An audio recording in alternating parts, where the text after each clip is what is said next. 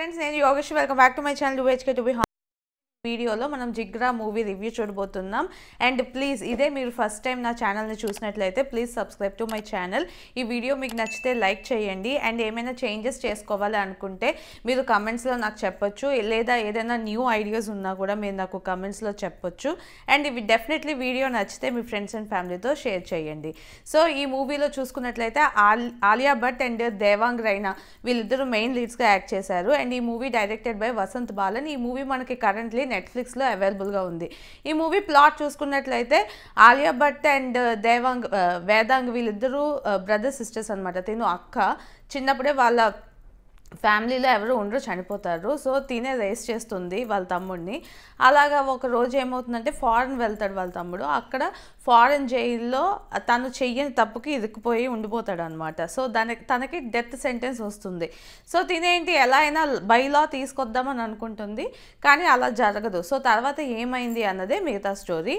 And ఈ movie మొత్తం కూడా 2 hours 30 minutes ఉంటుంది. అండ్ ఇందులో ఫస్ట్ హాఫ్ బాగుందా సెకండ్ హాఫ్ బాగుందా అంటే నాకు ఫస్ట్ హాఫ్ చాలా అట్రాక్టివ్గా అనిపించింది. ఎందుకంటే వీళ్ళిద్దరి మధ్య ఉండే రిలేషన్ అండ్ ఆ జైలుకి ఎలా వెళ్ళాడు అండ్ అక్కడక్కడ ఏం జరుగుతున్నాయి ఇవన్నీ కూడా మనకి చాలా ఎమోషనల్గా కనెక్ట్ ఉండేలాగా చూపిస్తారు ఫస్ట్ హాఫ్లో. సెకండ్ హాఫ్కి వచ్చినప్పటికి ఏమైందంటే జైల్ బ్రేక్ అన్నది మనకి సెకండ్ హాఫ్లో చూపిస్తారు. అది కొంచెం అంటే జరగంది జరిగిపోయేటట్టు ఆ సినిమాటిక్ లిబర్టీ అంటారు కదా, అది బాగా ఎక్కువగా కనిపిస్తుంది మనకి సెకండ్ హాఫ్లో.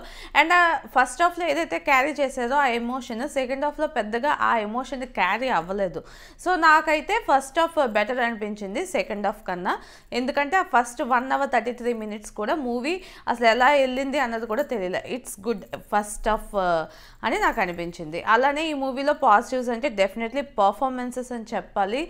ఆలియా భట్ కానీ అండ్ తను ఆ అబ్బాయి ఇద్దరు కూడా బాగా చేశారు. ఆలియా భట్ అయితే అసలు కొన్ని సీన్స్లోని చాలా బాగా చేశారు. ఆమె నాకు బ్లాక్ బెల్ట్ ఉంది కరాటీ అని చెప్పి తను చేయడము అవన్నీ కూడా బాగా చేశారు. అలానే రవీంద్ర ఉంటారు కదా, రాహుల్ రవీంద్ర.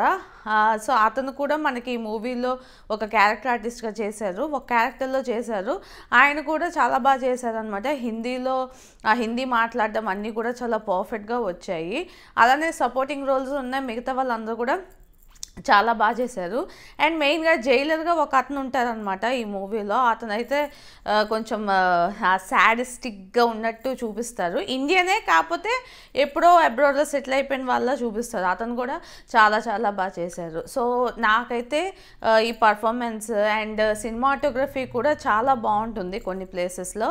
అండ్ మ్యూజిక్ పరంగా చూసినట్లయితే ఒక 2 songs ఏదైతే మిడిల్లో వస్తాయి స్టార్టింగ్ 1.5 hourలో, ఆ 2 songs కూడా చాలా రిఫ్రెషింగ్గా బాగున్నాయి అనిపించింది. బట్ సినిమాకి తగ్గట్టు ఆ సాంగ్స్ వెళ్ళిపోతాయి బ్యాక్గ్రౌండ్లో, పర్టికులర్గా మనకి ఏమీ చూపించరు.